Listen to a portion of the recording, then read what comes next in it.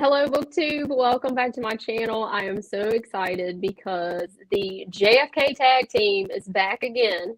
And I've kind of given us that moniker, Tom. I hope you don't mind because this is the second JFK related book that we have read together. And we also have another one in the works for November. So this will not be the last of Tom and Carrie, the JFK tag team. So welcome to my channel. I'm so excited to talk about today's book with you. Very, very happy to be back, Carrie. Thank you for inviting me again. And thanks for this other very interesting buddy read. So this one is Kennedy's Avenger, Assassination Conspiracy and the Forgotten Trial of Jack Ruby. And this is by Dan Abrams, who I'm sure most people know him from being a journalist and a legal analyst on a lot of news shows. Very interesting read. I don't think this was quite what I expected, Tom, but what were your overall impressions of the book? So let's see. From a high level, I think we both agree that this is a good book, especially as a legal history type of book, right?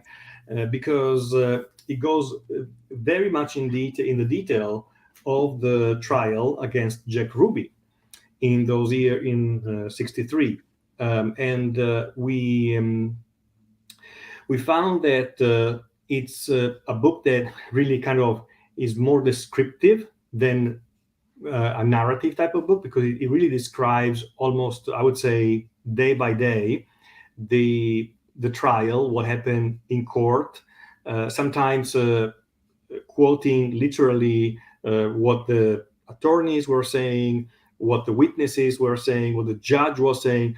And another, so from the legal history point of view, it's an important document, not only because obviously of the importance of this huge global event that shook the world back in that year, but for the legal history of the United States, it's also an important document because it was one of the first times where in such a high visibility type of trial, there was a very detailed conversation about mental health issues, and therefore defense based on insanity. In those times, psychology, psychoanalysis, and mental health obviously was a sector that, not only from the scientific point of view, but also from the legal point of view, was not very solid. It was not very solid.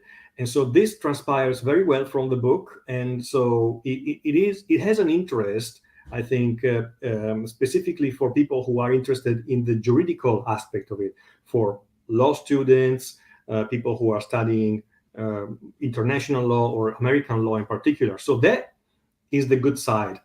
And then to finish kind of my high-level overview, for people who are interested in the actual fact of the JFK assassination and the role that Jack Ruby played in this history, maybe this is a little less relevant as a book, because the author, also in subsequent interviews, he stated his unwillingness to delve into conspiracy theory. In fact, actually, he did delve, because he said that he doesn't believe there was any conspiracy and he doesn't want to talk about that, based on slightly flimsy arguments, like, for example, the fact that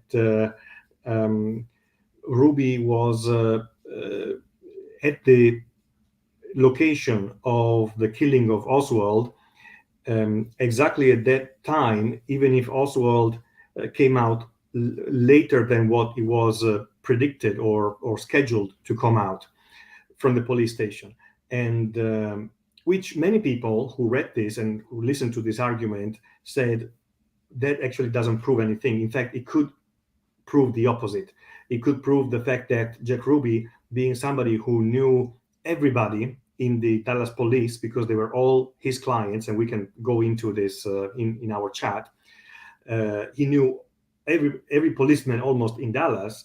He had full access to them, to their communication, to their information. And he was somebody who was basically on the payroll of the Dallas police department.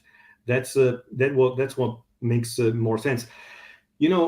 From my point of view, and again, I introduce myself as an outsider because I'm not American, so I'm talking about a U.S. history crucial event. But I side with you when we have read many books about this topic, and I side with you when it comes to finding that there are two groups in the United States. One who tends to agree more with the fact that there probably was a conspiracy around JFK assassination, and the other group doesn't. But out of all the modern conspiracies that I know about, that I heard about, this one is probably the only one where the most rational people and the most intellectually curious people that I know actually side with the conspiracy. That's the difference, and that's what makes this one particularly fascinating to me. Yeah, that's really interesting that you bring that up, Tom, because when I talk to people who are interested in this and they're like, come on, tell me about some conspiracy theories. And I'm like, well, let's just start with the definition of a conspiracy. Let's just start with that and what the legal definition of that is. And, when people look at it that way, they tend to agree that this meets the threshold. This case meets the threshold of being a conspiracy, a criminal conspiracy to assassinate our president. I do want to say hello to Cape Codder and Cool Gamer. And Cape Codder actually asked if we had chosen the book for November, and we actually have. We are going to be reading The Hidden History of the JFK Assassination, which is by Lamar Waldron. And Tom, I believe that book goes a lot more in depth with the mafia element to this case. So I think maybe some of the questions and the things that were kind of left hanging and unaddressed and unanswered in this book, I think we will see in that book. So that's really exciting. But I agree with your assessment of the book. Very good courtroom drama. I mean, it was almost like a court TV sort of breakdown of the trial. And I think given Dan Abrams' reputation as an attorney and a legal analyst, I can kind of respect his point of view that he doesn't really want to get into the conspiracy part of it. But for those of us that are familiar with the conspiracies, there are a couple things that are mentioned in the book that relate to, I think, some key parts of this case. One of those is actually Dorothy Kilgallon. He mentions the journalist Dorothy Kilgallon and how she's the only journalist to have a one-on-one interview with Jack Ruby. And we don't know what was said in that 8 minutes, which is just so frustrating because we will never know. Her notes, her research on this case disappeared when she died. Under some very mysterious circumstances. It was ruled a suicide, but she was fully dressed. She had drugs in her system that she did not have pill bottles for. She was sitting upright in a bed that she never slept in a room she never slept in. I mean, there were lots of things with that case that I think are definitely questionable. And her connection to Jack Ruby and to this case should give people pause, because she was going around saying she had information that could break this case wide open.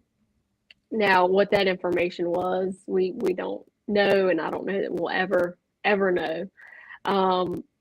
But I think that's worth noting. I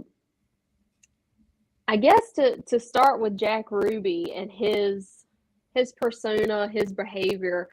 What stuck out to you, Tom, about Jack Ruby's behavior during this trial? Yeah, interesting question. What transpires through the book, is actually not much that in terms of Jack Ruby's personality, because the nature of Jack Ruby's personality was, in fact, one of the main legal nuggets, one of the main legal knots of this trial. I believe they said that if this trial had to be done again from a legal perspective, even the author Abrams, he commented saying they probably would have gone in a different direction, the defense, and they would have gone in the direction of some declaration that vaguely Jack Ruby made. They were around him killing Oswald to spare the Kennedys and to spare Jacqueline Kennedy in particular from the suffering that would come from just seeing the Oswald trial, blah blah blah, stuff that doesn't absolutely make any sense. But they would have gone down that road and kind of call it a crime of passion because of that reason, because he was feeling so passionately about the well-being of Jacqueline Kennedy, instead of what they did, which was betting or risking, let's say, more and going down the route of the insanity defense, the fact that he was mentally ill, that he has some epilepsy issues and all things that were risky from a legal point of view because there were not many precedents to really base the defense on. So the point of his personality, you read all this book and you get out of it still a little bit confused, because obviously we read the entire trial and somebody said he was insane, somebody said he wasn't insane, and there are pretty good arguments from one side and from the other. In fact, I thought they were actually better from the other, meaning that he probably wasn't particularly insane. He was just a guy, a little bit odd, weird, if you want to say that. But fundamentally, the crucial factor about this guy is that he was do we want to call him the prostitution organizer or pimp for the entire police department in Dallas? That's what he was. He had a club and he provided not only for the police, but for many celebrities or politicians who would pass by Dallas. And his club was the place to go to in the evening if they wanted to find girls and prostitution. And he was the organizer of that. So that is really the crucial, because when we say, from a high level, when we think about the importance of the JFK assassination, and some say, well, the fact that in in practice we have somebody who,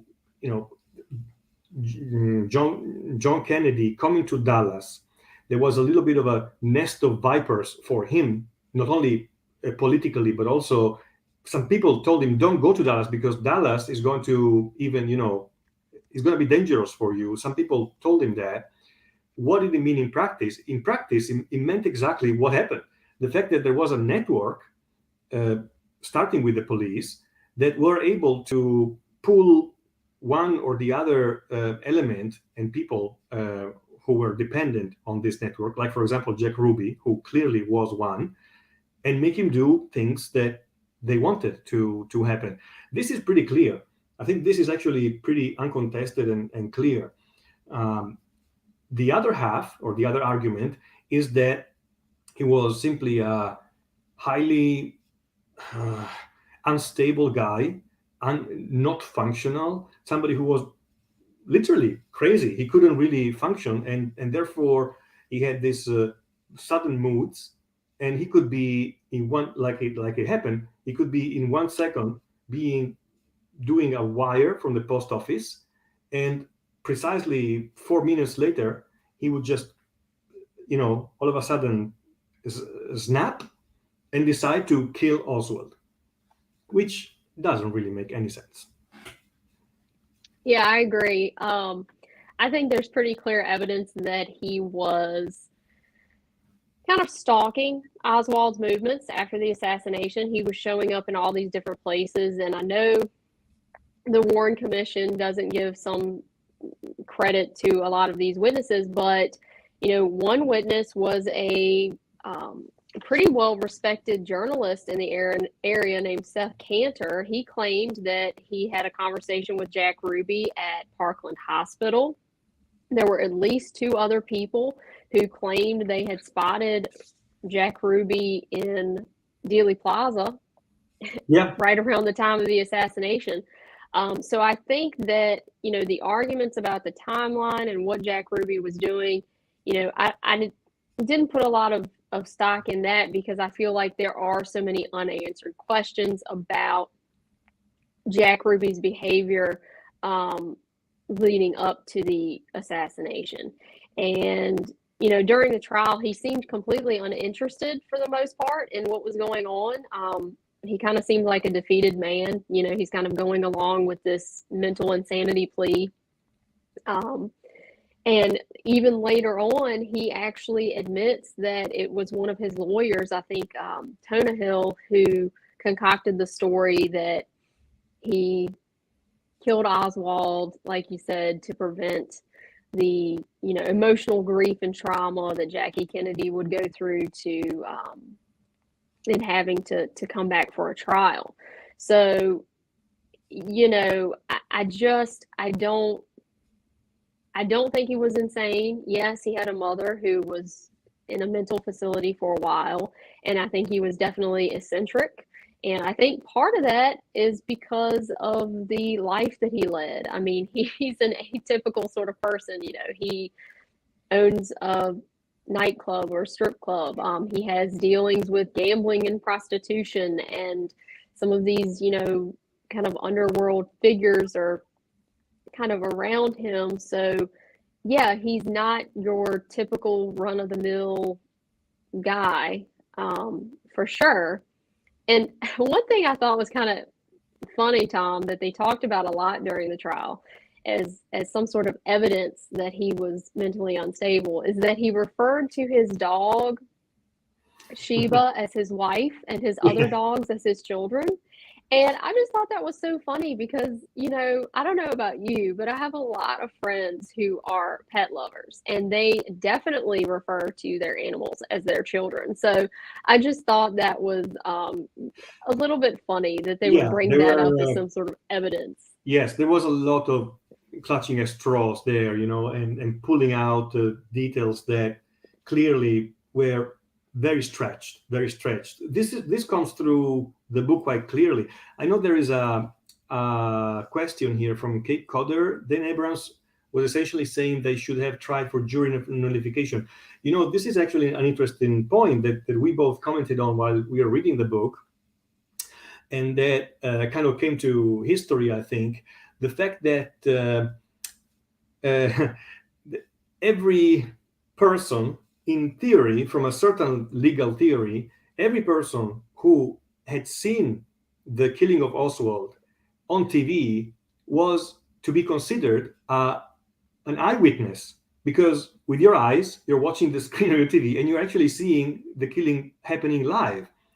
That would have, in theory, again, nullified any jury, because how is it possible to prove that you didn't watch the event on, maybe not even in real time and live, but maybe you watched it a few hours later or in some kind of TV report or news report. So everyone in Dallas had seen the murder happen, and therefore the question was, so is there anybody who can be part of a jury because they're not eyewitnesses? And that was a little bit of a technical, almost ridiculous detail, because how do you resolve it? And I believe the way they resolved it, but correct me if I'm wrong, was that the judge said, well, the fact itself that cannot be proved that you, as a member of the jury, saw the TV recording or not, the video recording, and therefore we're just going to dismiss the objection. Isn't that the way they played it?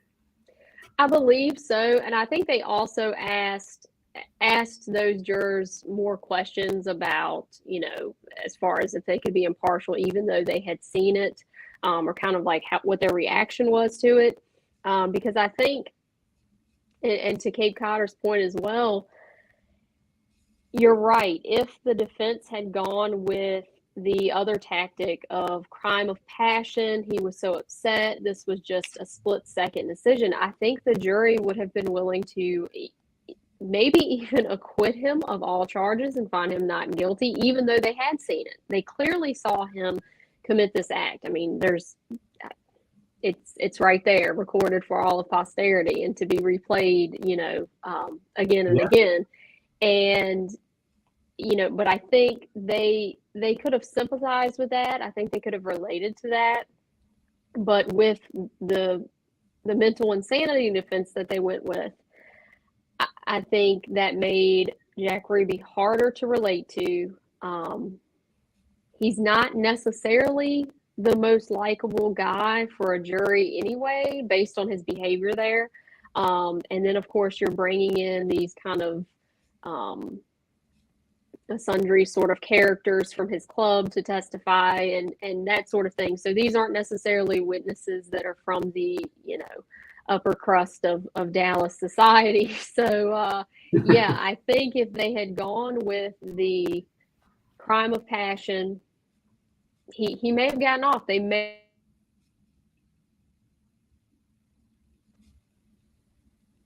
Sorry, I don't know what happened there, Tom. I had a little buffer happen. No worries. And Cape Codder said that there was an advertisement in the Dallas Morning News that morning. And actually, that one of the advertisements plays kind of a key role in this case. Do you want to talk a little bit about that, Tom, and how his Jewish background kind of comes into play with this trial? Remind me the specific advertising, because I know that the Jewish background was used and leveraged during the trial, to kind of claim the racism against that obviously was present in some cases, but please remind me the particular advertisement.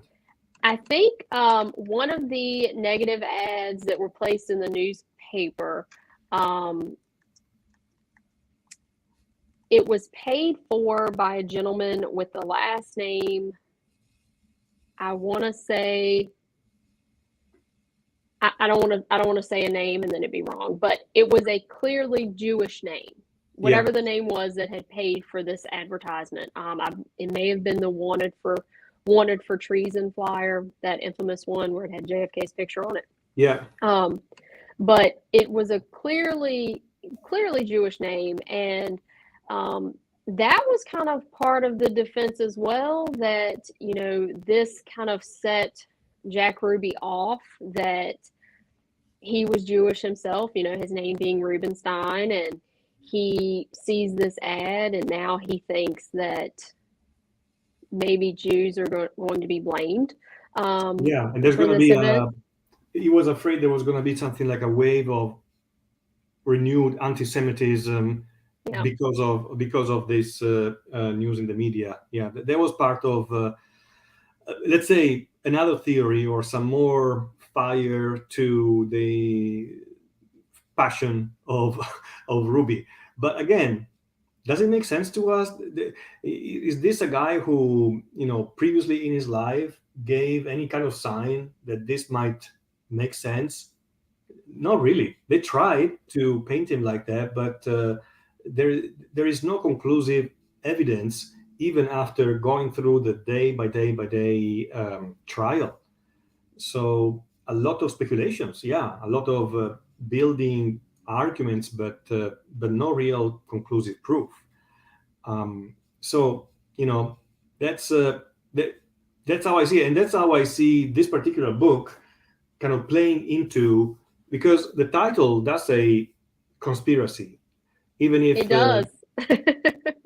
even if Dan Abrams really doesn't talk about conspiracy in the book at all. So there is a bit of a misnomer maybe in the title itself, but underneath the entire story, obviously there is the undercurrent of the conspiracy, and whether you tend to believe or not in that, you can find some connections and some dots to connect in Jack Ruby's story, but nothing conclusive. Really, nothing conclusive. That's my point.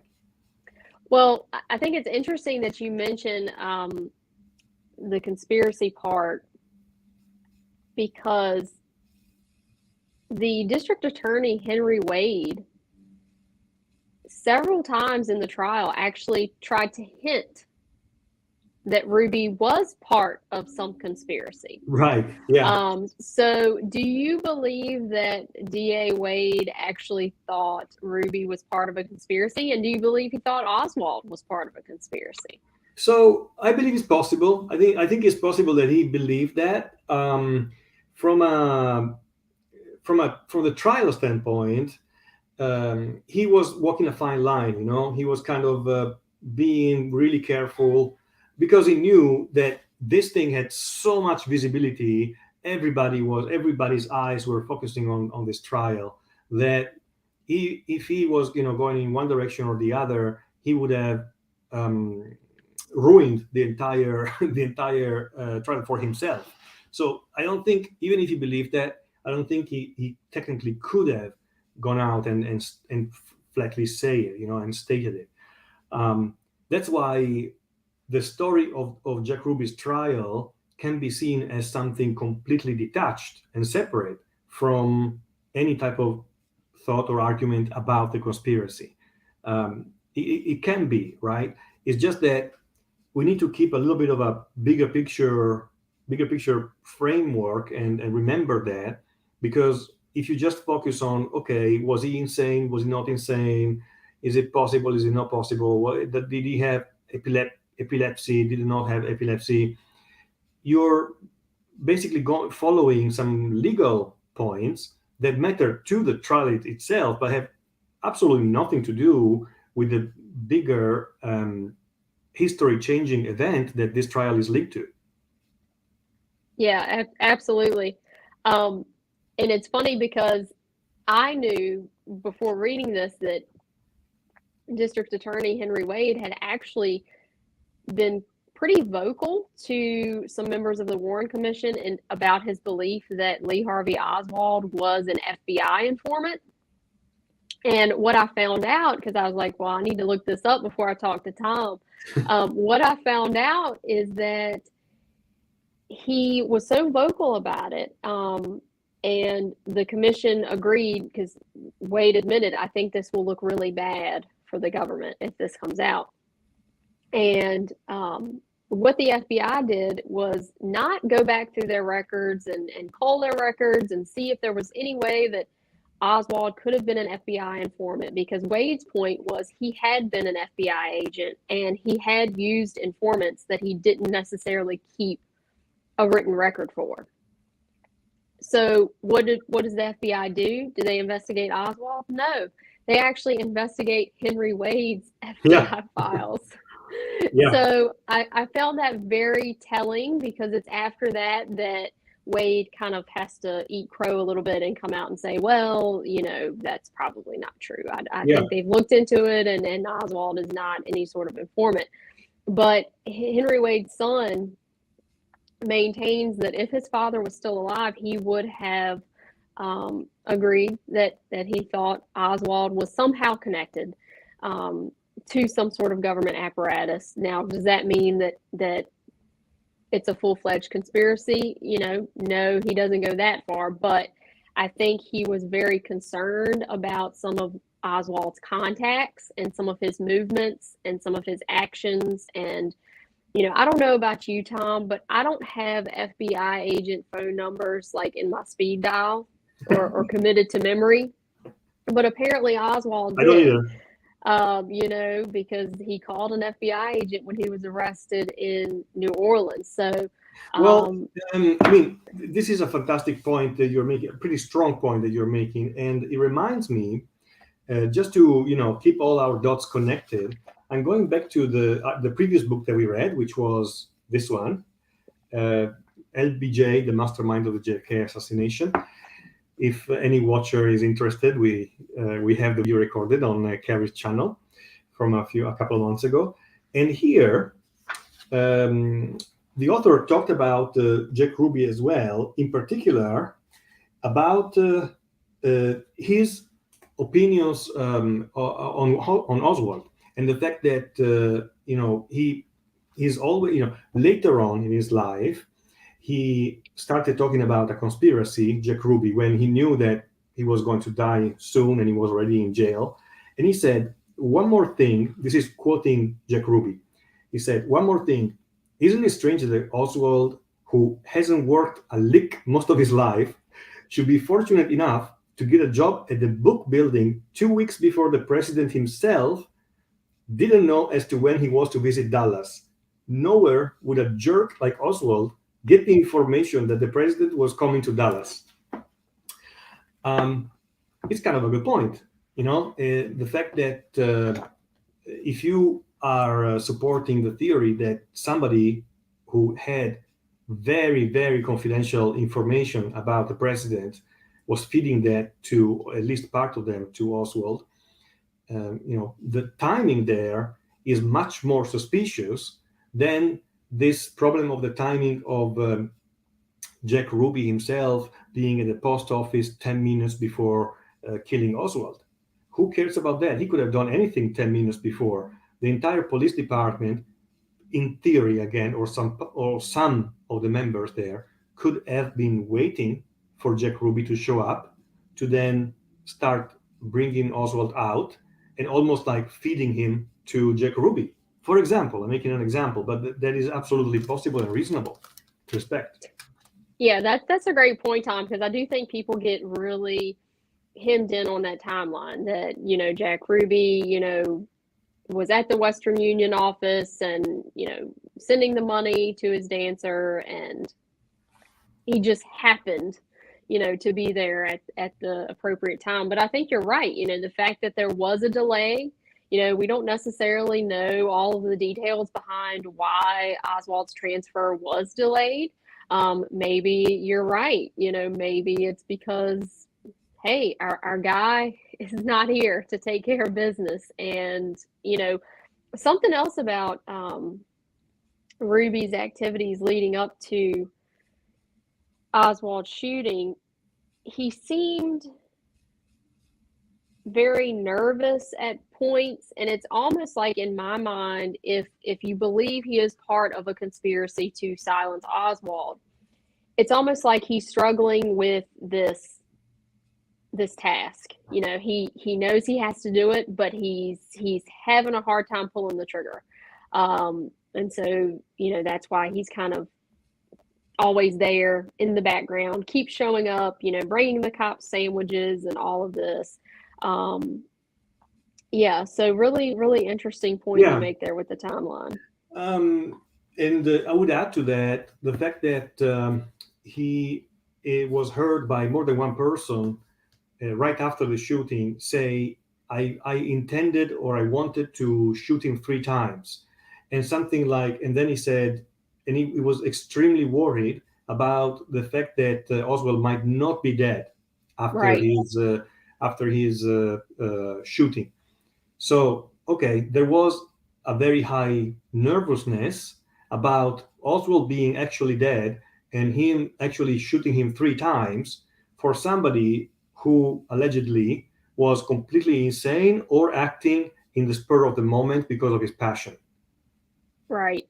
And yeah, I think that's pretty telling, because the officer who was with Ruby when he was put in his cell commented that as soon as they told him Oswald was dead, he immediately relaxed. Before that, he was sweating profusely. He was very agitated. And as soon as he realized Oswald was dead, that anxiety was gone. So very, very interesting. I mean, I do think Jack Ruby is kind of an enigmatic character for sure. I don't think he's quite as mysterious as Lee Harvey Oswald, but he is pretty mysterious. Yeah. The most mysterious person is the one who, the official version paints as a a lone killer who wanted to gain notoriety and become famous by killing Kennedy. And despite this, shouts, "I'm a patsy." Right.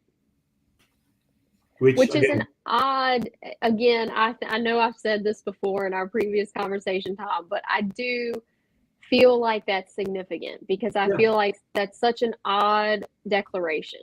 You know, if you are accused of something and you're innocent, I did not do this. I did not do this. You know, all you have to do is deny it emphatically.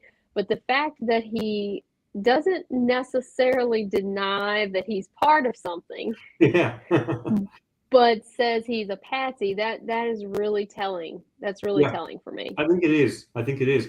And you know, I'm also I I also would like to remind everybody, anybody who is listening to us, the fact that gets very often forgotten, or even people who have read books about this event don't think about enough, which is the findings of the select committee on the assassination in I believe, was it end of 70s, roughly speaking. Yes, sir. I think 76. 76, thank you, about the assassination of President JFK. And these findings, I have here just a quick summary, are three main findings. One, Lee Harvey Oswald fired 3 shots at President JFK. Two, scientific acoustical evidence establishes a high probability that 2 gunmen fired at President JFK. I'm reading from the archives of the official documentation. And 3, the committee believes, on the basis of evidence, etc., that President JFK was probably assassinated as a result of a conspiracy. Because it's important to remember the big picture, before going into the small details and call the entire theory a conspiracy theory in a dismissive way. There are officials, US government officials, who came to these conclusions. So, okay, are they also lunatics, like most people who are thinking of Right. a conspiracy? I'm glad you brought up the House Select Committee on Assassinations, because one thing that was really not investigated much by the Warren Commission were Jack Ruby's mafia connections. Oh, yes, And right. one thing that really stuck out to me was Jack Ruby's trips to Cuba during a very pivotal time in that country's history. So we're talking right in 1959. He's making trips to Cuba. So we're talking about the, Batista regime being overthrown by Castro. We're talking about lots of, mafia resources, hotels, casinos that are being taken over by now the Cuban Communist government. And here we have Jack Ruby in the mix. So in my mind, it's a no-brainer. If you're visiting Cuba during that time, you have to have some sort of mafia connection. I mean, there's no, exactly. Yes. Unless you're doing humanitarian work, which Jack Ruby was not doing, No. I think it's pretty clear. And the House Select Committee did rule that Ruby's frequent trips to Cuba were mob related. They did admit that, even though the Warren Commission basically said he had no mafia ties at all.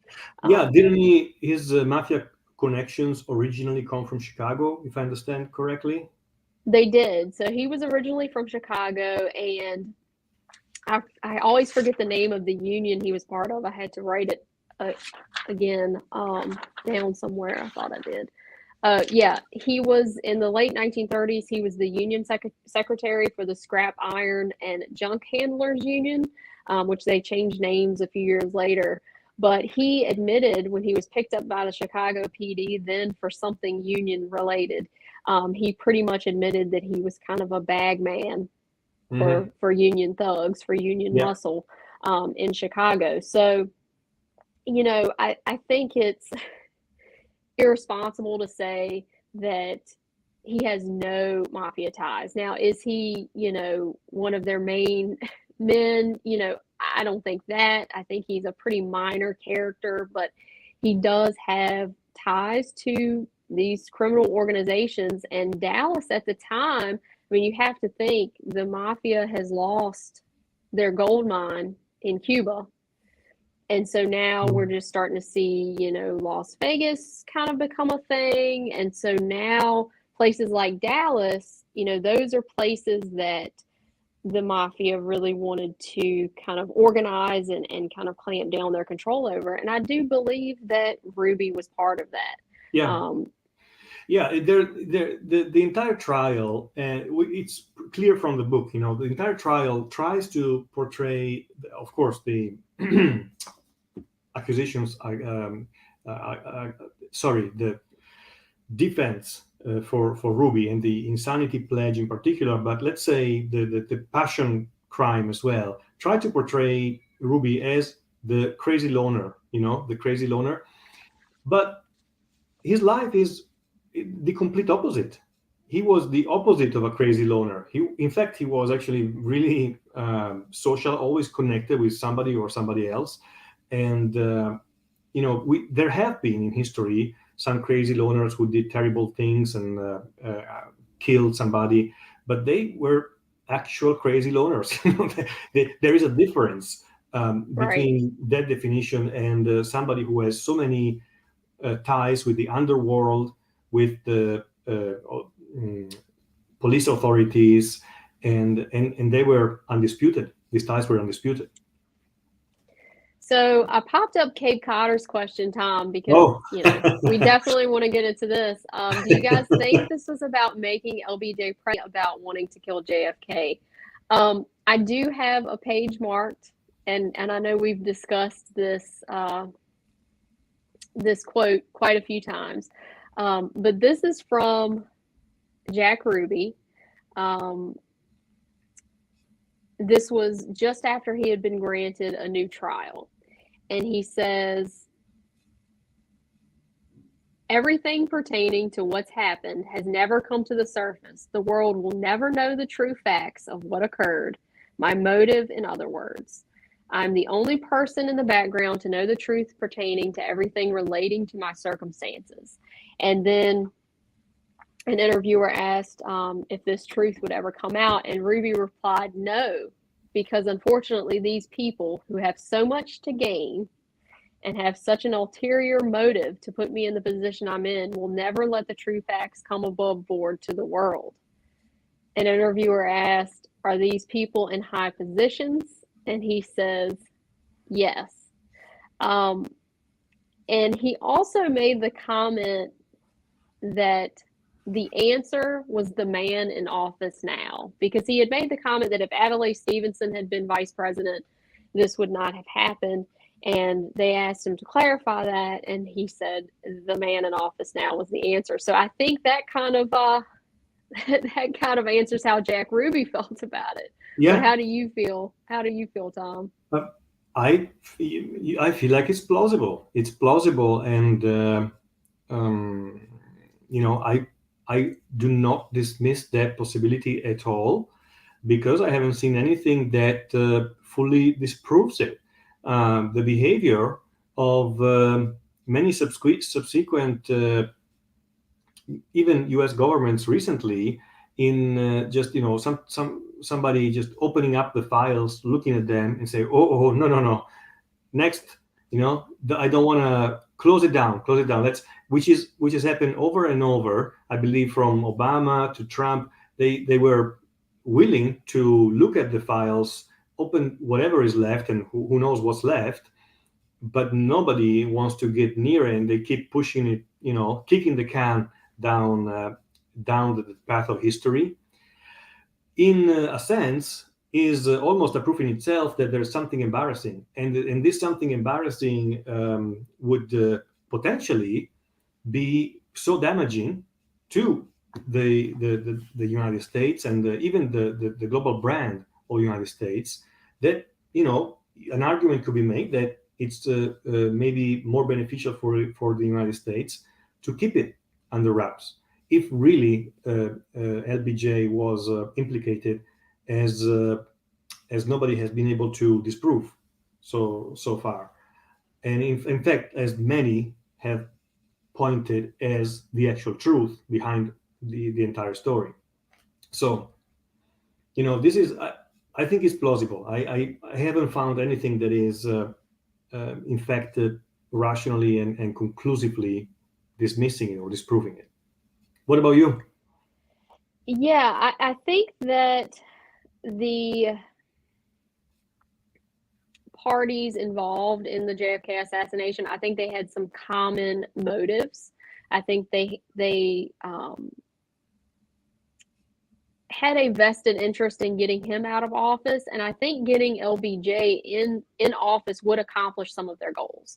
I think if you believe that there is a Vietnam aspect to this case and that there were parts of the military industrial complex that Dwight Eisenhower warned us about, that really wanted to prolong this conflict and escalate this conflict in Vietnam, I think LBJ accomplishes that for them.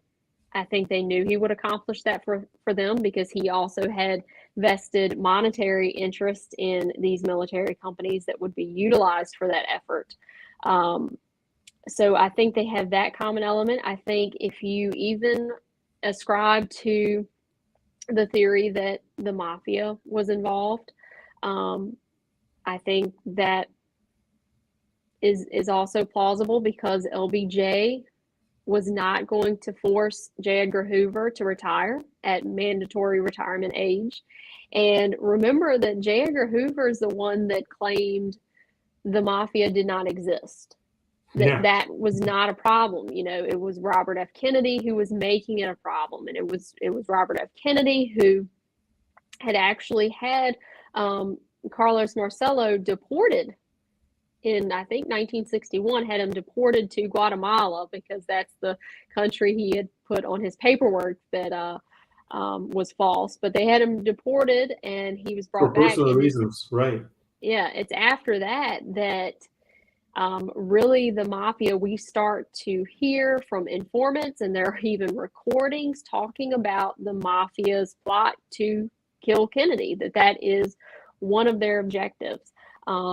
Because they thought, hey, if we take out Bobby, JFK's still in office and he'll come after us with the full force of the presidency. But if we take out JFK, we know, Johnson will get Bobby out of there. And they were right if that was the intention there. So I do feel like LBJ is not off the table. I think based on what we read in that book, there is some compelling evidence to the contrary that even if he's not involved, he knew things and could have been a great ally, I think, a silent ally to people who were planning this. In some type, that's the definition of implication or implicated, right? The fact that there was some kind of connection that has not really been clarified. And so, another connection that I would like to make between the previous book we read, the LBJ Mastermind, and this one, real quick, is about LBJ personality and Jack Ruby personality, especially because it gives us an insight in personalities and how personalities were seen in those years, in the early 60s, right? Obviously, today, we talk about psychology and personalities in a very different way from how people talked about it in the early 60s. And in my opinion, what I've read about the comments about Jack Ruby's personality and kind of psychological profile here is not nearly as insane and unstable as what transpires about LBJ here in this detailed biography of LBJ. The explosions of crying in front of JFK that had no reason whatsoever, and then the sudden changes of mood. Okay, he was probably an alcoholic back in the later years of his life, but that is not enough to explain that type of instability and unstable personality. Now, what do you think? That is such a great point. I'm kind of mad I didn't come up with that, Tom. That was brilliant, but that's why I have you on here because you come up with these great points. But yeah, I totally agree. I think yeah, Ruby, he was kind of a neighborhood tough guy. Maybe a little bit of a hothead, but even some of his close friends, I think the famous boxer who was close friends with Ruby said, yeah, he would get into fights, but he tried to avoid that. So it wasn't like his first, reaction was to fly off the handle. Whereas with Johnson, it seems like that is his first reaction. And um, you made an interesting point there with the alcoholism with Johnson later in his life. I was watching some crime show or listening to a podcast or something, and one of the investigators was talking about post offense indicators. And what they meant by this was when you look at suspects in a murder case or any sort of violent crime, when you look at the trajectory of their life, if in the years after the crime, their life seems to take a turn and they suffer from depressive episodes, or they become a drug addict, or they become an alcoholic, it's not definitive proof, but it's an indication A big to sign. investigators Yeah. that this person may have been involved. So we were on the right track. So I think that's interesting because, Johnson may have been dealing with some demons. He may have been dealing with some, guilt or the knowledge that he had about this case. Yeah. Again, plausible. It's plausible. So that's the most or the best that we can say. Still keeping it reasonable. But again, most of the people, and I'm not talking only online where you can find anything and everything, but just having a proper, human level conversation, who tend to support this side of the argument, make a reasonable, commonsensical point. So it doesn't, it doesn't need to be to stretch anything of the data that we have.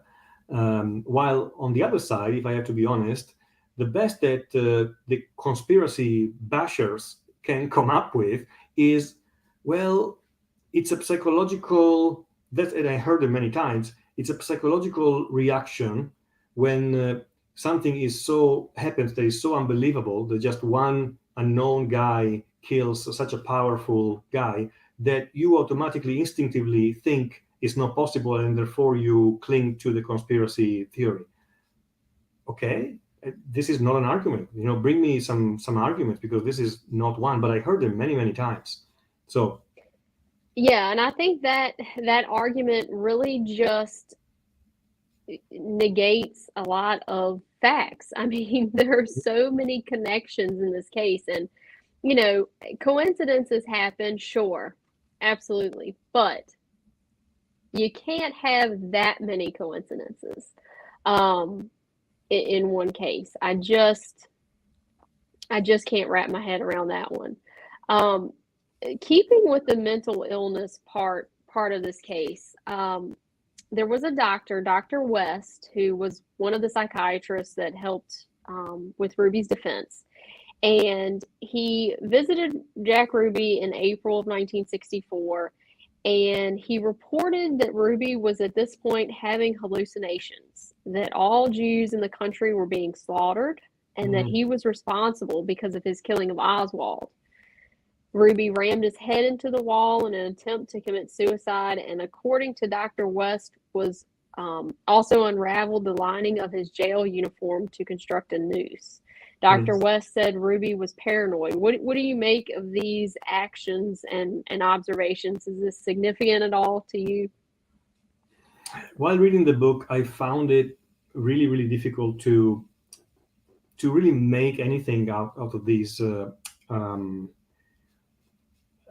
descriptions, allegations, or even if they actually happened.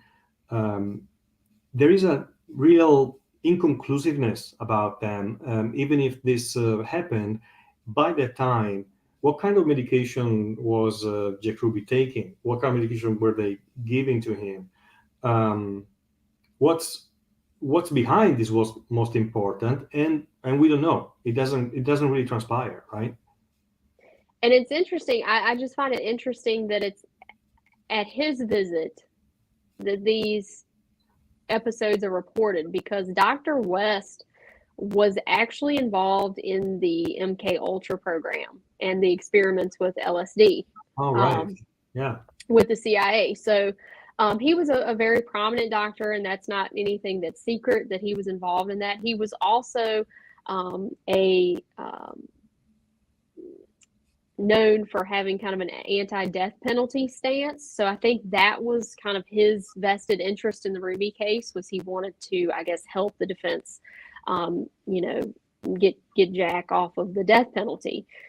So, you know, that kind of brings its own questions with it, It because of does. his involvement. I mean, I'm not saying that he's done anything unethical or anything like that, but it's easy to paint this picture of Jack Ruby as this unstable character. And knowing that it's around this time that he starts making some of these very inflammatory statements that we've discussed, you know, it makes you wonder, are they setting the stage for people to believe that he is so paranoid, so full of hallucinations, that even if he does admit what he knows and tell some little bit of truth, no one will believe him?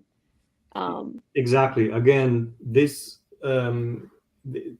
would be reasonable, and the good thing is that I mean, I don't have anything against the choice of Abrams to avoid the conspiracy, let's say, narrative and comments in this book, because that's probably a strength of the book. The fact that it gives us a list of facts, right? And in the huge literature that has been generated around JFK and his assassination, many books are a mix of facts and opinion, or maybe arguments and supporting facts and proofs. But if we want to consider this one another book that's part of this type of literature, even if you could make the argument that it's not, this is 100% fact. So you could use this book as hard granite type of fact if you wanted to really study the matter, and because the goal of the book is to really make to be historical, to be a historic document, and from that point of view, I appreciate it. So the only thing is, why did you have to write conspiracy in the title? Maybe even to sell a couple more copies, Absolutely, a little bit of clickbait there on the title. Mm-hmm. But I do think, this book really puts you in the mind of the jury as well, and you kind of felt for them. The beginning of the book was very entertaining, because you have Melvin Belli, this, kind of Oh yeah. celebrity status attorney who, has a pirate flag atop his office building, and he shoots off a cannon every time he wins a case, so he's very flamboyant and entertaining Theatrics. to read about. But as the book went on, and I think I told you towards the end, Tom, I'm like, please let this trial end. I felt for the jury. I felt for them. I felt like I was in their shoes. And at a certain point, both sides, the prosecution and the defense, they were both kind of dragging this on. They were locked away for such a long time, in even stricter conditions than usual, because of how high profile the whole thing was. So yeah, it must have been hard for the jury to be part of that. And so yeah, I mean, from a historic point of view, is also makes a couple of good connections to current events, and each chapter is able to give us a little bit of a flavor of what was happening in those days, in the first pages of newspapers, even a couple of comments on pop culture, the sports, the music. So that's not bad in a book, right? In a history book. And I was trying to find the quote. I don't know what page it's on, but at one point in the trial, there was actually a prison break, a jail break, right inside the courthouse. Remember that? So it was kind of a chaotic, circus-like scene, because you have all of these journalists and TV and radio crews out there in the hallways, and then we have these prisoners staging an escape with a gun fashioned out of a piece of soap, I think. Yes. And they have, I think, a secretary as hostage, and they break out. And one of the journalists, I cannot find it, of course, but there's a quote where he's talking, I guess, over the phone to his boss, and the boss really can't believe that this is happening, and he tells him basically, like, this is Dallas, this is Texas, like, this, anything can happen here, So, and I think I told you, I said it gave me a weird mix of pride and shame, that they were talking that way, because I think it was an international journalist, so they were not from this country, and I think they were reporting back that this is Texas and this is America. These things happen here. Well, I guess because if I understood correctly, back in those days, it was Dallas that was almost on trial, no, for this trial. So you probably had people, I don't know, in California saying, "Oh, look at what those Dallas people did to our president." That was the feeling, no? Absolutely, yeah. That was a big part of this trial, was, the city of Dallas being on trial just as much as Jack Ruby, and the implications for Ruby there with that. So in June of 1964, Ruby did testify to some Warren Commission investigators. And he told Earl Warren that he would, quote, come clean if he was moved from Dallas and allowed to testify in Washington. And he told Warren that he believed his life was in danger. He said, my life is in danger here. I want to tell the truth, and I can't tell it here. Warren refused to have Ruby moved, and so he refused to tell anything he knew about the assassination. Do you really think Ruby thought his life was in danger, and why? It would have been very easy and comfortable if he was insane, because then, like you said, he could have said these things, and people would have just listed them as things said by an insane His delusion. man. Yeah. But once again, there's not enough conclusive proof in the come out from the trial itself, which really aimed at proving him insane, to say that he was insane. It's not conclusive at all. Did he have some kind of hint of epilepsy? Yeah, I know several people who have some sort of level of epilepsy, and certainly they're not unpredictable, unstable people who say crazy things. That's not how it works at all. And that was the main argument from the attorneys who were trying to push the insanity story. So, if he actually had an unstable personality and he was completely insane, it would be very easy to say, whatever, dismiss what he's saying. He's just talking. But it doesn't sound like he was a functional member of the underbelly of Dallas and maybe the mob, or whatever we can call it, but functional. He was actually useful. He was actually useful to some people. And then, why would he say that he would feel like his life was in danger. Those are words that obviously speak to some type of conspiracy in themselves. They don't also prove anything, of course, but they need to be added to everything else that we have to consider if we want to try and be reasonable again and commonsensical about all this incredible series of events and important and again, like we said in your previous video, really pivotal, pivotal for the 20th century, because it was already a time when whatever happened in the United States had massive echoes in every other country in the world, including Italy. That's my country. If you had people crying in the street in small villages in Italy, that means that you have an event of unbelievable, and that's part of the fascination, of course, because let's say that there was some type of coup, or let's say that there was some type of the question there is what kind of benefit would the country have and the world have from discovering that.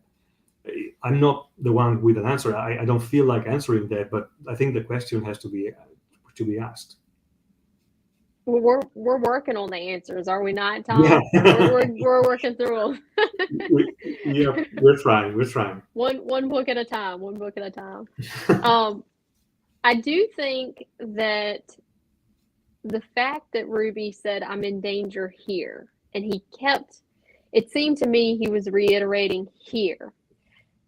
So in my mind, that means Dallas is significant. And, obviously Dallas is significant because it's the place where John F. Kennedy was assassinated. So, maybe Jack Ruby is thinking, well, if Dallas was not safe for the President of the United States, and then, of course, I made it unsafe for the assassin of the President of the United States, then this is not the place for me to talk. And what is the connection to Dallas? And in my mind, that takes me back to the previous book we read with Lyndon Johnson and all of his Dallas connections. Because I thought, well, that doesn't necessarily mean there's any sort of Lyndon Johnson connection, because if he wants to be taken back to Washington, D.C., I mean, at this point, Johnson is president.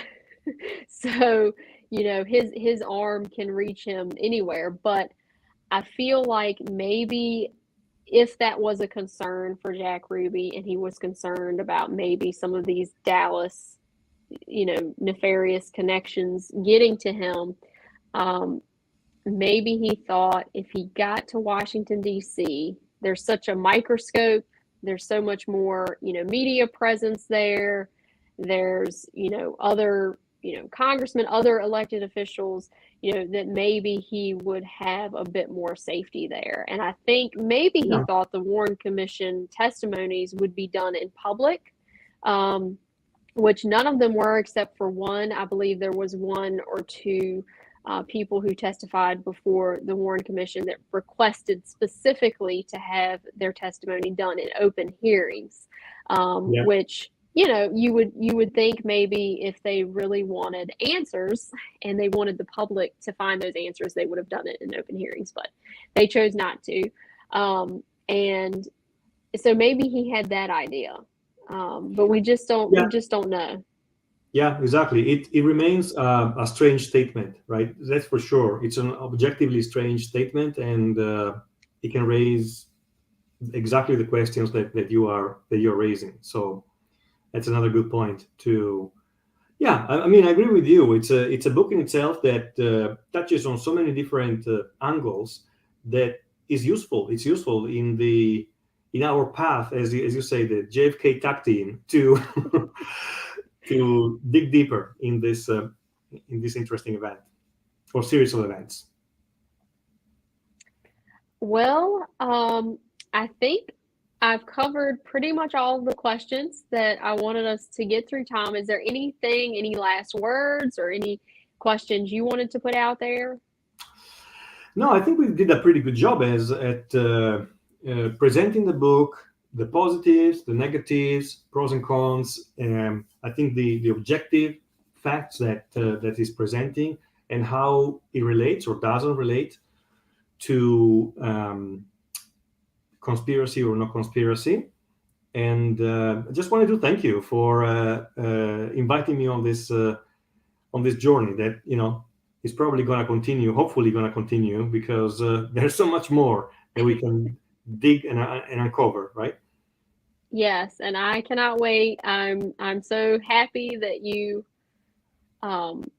I think it was actually you who sought me out for a JFK buddy read. I can't remember how we did that first one, but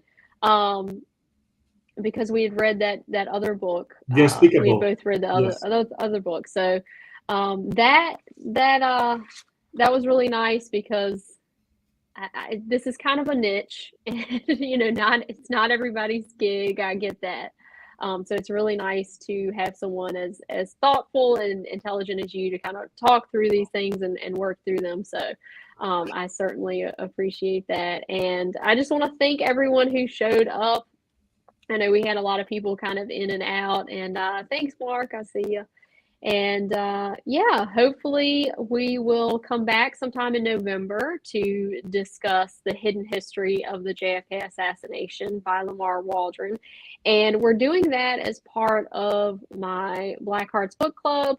So if you are out there watching this and you want to read that book with us in the month of November, please shoot me a comment on this video and I'll make sure that you're added to that chat. But hope everyone is having a great day, and thanks for watching. We'll see you next time.